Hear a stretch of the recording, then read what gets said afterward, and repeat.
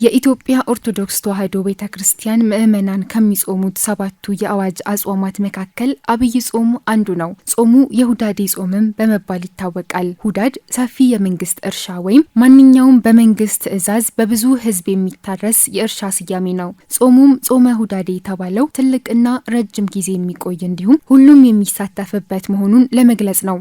ይህ የአብይ ጾም 8 ሳምንታት ያሉት ሲሆን በ8ቱም ሳምንታት ያሉ እሁዶች የየራሳቸው ስያሜዎች አሏቸው። የመጀመሪያው እሁድ ዘወረደ፣ ሁለተኛው እሁድ ቅድስት፣ ሶስተኛው እሁድ ምኩራብ፣ አራተኛው እሁድ መጻጉዕ፣ አምስተኛው እሁድ ደብረ ዘይት፣ ስድስተኛው እሁድ ገብርኄር፣ ሰባተኛው እሁድ ኒቆዲሞስ የሚባሉ ሲሆን 8ኛውና የመጨረሻው እሁድ ደግሞ ሆሳዕና ይባላል። ይህም በትላንትናው ዕለት ተከብሮ ያለፈው በዓል ሲሆን ኢየሱስ ክርስቶስ በአህያ ውርንጭላ ላይ ሆኖ ሆሳዕና በአርያም እየተባለ ወደ ቤተ መቅደስ የገባበት ዕለት መታሰቢያ መሆኑን ሊቃውንቱ ያስረዳሉ።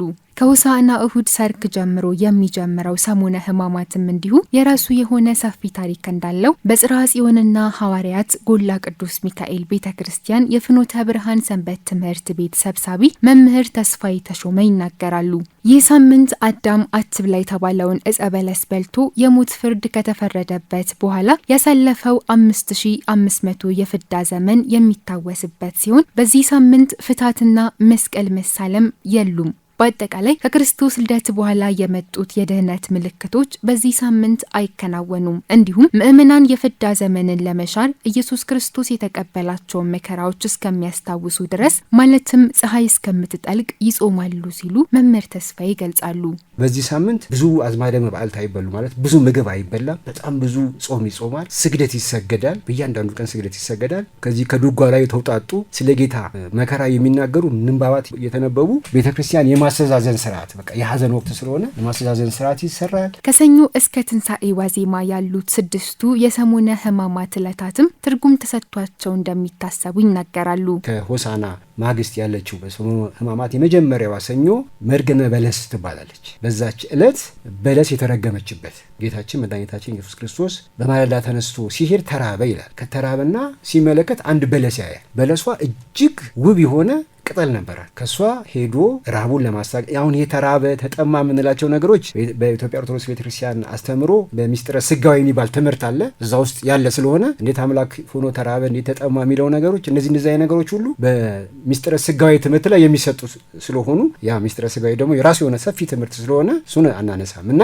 ተራበ ይላል ጌታ። ተራበና በለሷን አያት። በለሷ ደግሞ እጅግ ቅጠል ነበራት። የሚያምር ወዝ ያለው ቅጠል ነበራት። ወደ እሷ ሄጄ ከፍሬዋ በልቼ ራቤን አስታግሳለሁ ብሎ ወደ እሷ ሄደ ይላል። ልክ እሷ ጋር ከደረሰ በኋላ ግን ዙሪያዋን ሲሽከረከር ሲያያት አንድ ፍሬ እንኳን አልነበረባትም። ቅጠል ብቻ ነበር የነበረባት። ከዛ በኋላ ለዘላለሙ ፍሬ አይገኝብሽ ብሎ ምን አደረጋት ይላል? ረገማት። የዛኑ ሰዓት ደረቀች ይላል። በለሲቱ የሰው ምሳሌ ነች። ቅጠል የሃይማኖት ምሳሌ ነው። ፍሬ ደግሞ ምግባር ነው። አሁን ብዙ ሰዎች በሃይማኖት ነው ያለ ነው። በሃይማኖት ብቻ ይሄ ቅጠል ነው። እዚህ ውስጥ ጌታ ፍቅር ይፈል። በዛ ልክ ፍሬ ያለን ወይ የታለ ፍሬያችሁ ይጠይቃል እግዚአብሔር። በዕለተ ሰኞ የምንማረው ይሄ ነው። አስተምሮቱ ይሄ ነው። የሰሙነ ሕማማት ሁለተኛው ቀን ወይም ማክሰኞ የጥያቄ ቀን ይባላል። ይህ ቀን ኢየሱስ ክርስቶስ በተናገረውና ባደረገው ላይ አይሁድ ጥያቄ ያቀረቡበት እሱም መልስ በመስጠት ያስተማረበት ዕለት ነው። በዚህም ምክንያት የጥያቄና የትምህርት ቀን በመባል ይታወቃል ሲሉ መምህር ተስፋዬ ይናገራሉ።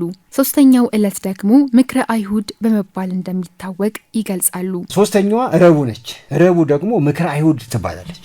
አይሁድ ለመግደል ቁጭ ብለው የተማከሩበት ዕለት ነው። ከቀኑ 3 ሰዓት ላይ ጠዋት አይሁድ ክርስቶስ ላይ ይሙት በቃ ብለው የፈረዱበት ቀን። አራተኛው ዕለት ሐሙስ ኢየሱስ ክርስቶስ ፍጹም ሰው ፍጹም አምላክ መሆኑን ለመግለጥና ለአርያነት ጸሐፍት ፈሪሳውያን የአይሁድ ካህናት መጥተው እስኪይዙት ድረስ ሲጸልይ በማዳሩ ምክንያት ጸሎተ ሐሙስ በመባል እንደሚታወቅ ይገልጻሉ። ከዚህ በተጨማሪም ዕለቱ ዕጽበተ እግር በመባል ይታወቃልም ብለዋል። ሐሙስ እንግዲህ ያው ብዙ ስያሜ አላት። በጣም ታወቀው ሐሙስ ዕጽበተ እግር የሚል የሚታየው ሁልጊዜ የምትነገር ነገራች ጌታችን መድኃኒታችን ኢየሱስ ክርስቶስ አይሁድን በፍጹም ትሕትና እግራቸውን ያጠበበት ቀን የነሱ ሁሉ ጌታ ሲሆን የነሱ ሁሉ ፈጣሪ ሲሆን የእጁ ስራዎቹ ሲሆኑ ዝቅ ብሎ የደቀ መዛሙርቱን እግራቸውን እያጠበ ትሕትናን ያስተማረበት ዕለት ነው። አምስተኛው ዕለት አርብ ደግሞ ስቅለት በመባል እንደሚታወቅ ይገልጻሉ። አርብ ደግሞ ስቅለት ነው። ነቢያት በትንቢት የተናገሩት ነገር ሁሉ የተፈጸመበት ቀን። ለዚህ ነው የጌታ ስቅለት ያስመለከት ጌታ በስቅለቱ መጨረሻ ነፍሱ ነፍሱን በፈቃዱ ከመስጠቱ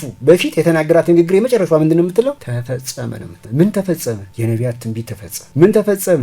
ለአዳም የተገባው ቃል ምን ሆነ? ዛሬ ተፈጸመ። ተፈጸመ አለና ነፍሱን ሰጠ አይደለም የሚለው መጽሐፍ። በዕለተ ዓርብ እነዚህ ነገሮች ነው። ከ3 ሰዓት ጀምሮ የ3 ሰዓት ስግደት አለ፣ የ6 ሰዓት አለ፣ የ9 ሰዓት አለ። ከዛ ደግሞ የሰርክ ስግደታት አሉ። እነዚህ የጌታን ሕማማት በማሰብ እየወደቀን እየተነሳን ምን እናደርጋለን? እንሰግዳለን። ሲሰገድ ይዋላል። ይህንን መከራውን በማሰብ ማለት ነው። 6ኛው ዕለት ቅዳሜ ደግሞ ቅዳም ሹር በሚል ስያሜ ይታወቃል ይላሉ። ቅዳሜ በሃይማኖቱ ተከታዮች ዘንድ የምትጾም ብቸኛዋ ሰንበት መሆኗንም ይገልጻሉ። ቅዳሜ መጀመሪያ ቅዳሜ ስዑር ትባል፣ የተሻረች ቅዳሜ እንላታለን። ከእሁድ በፊት ስለምትመጣ ቀዳሚ ሰንበት እንላታለን። ወይም ቀድሞም ሰንበት ስለነበረች ቀዳሚ ሰንበት እንላታለን። እና በዚህ ዕለት ግን በሰንበት አይጾምም። ሰንበትን የጾመ ዓርብና ሮብን የሻረ አንድ ነው ይባላል። በዛ ቀን ግን ትጾማለች። ለምን? ጌታ ከተሰቀለ በኋላ እስኪነሳ ድረስ ምግብ አንቀምስም ብለው ሐዋርያት 3ቱን ቀን ጾመዋል። እመቤታችን ሐዋርያት እንደዚህ ጾመዋል እና ምእመናን ይህን ያደርጋሉ። አክፍሎት ይባላል ቤተ ክርስቲያን ቋንቋ፣ ያካፍላሉ ማለት ነው። ለመላው የኦርቶዶክስ ተዋሕዶ እምነት ተከታዮች በሙሉ መልካም የሰሙነ ሕማማት ሳምንት ይሆንላችሁ።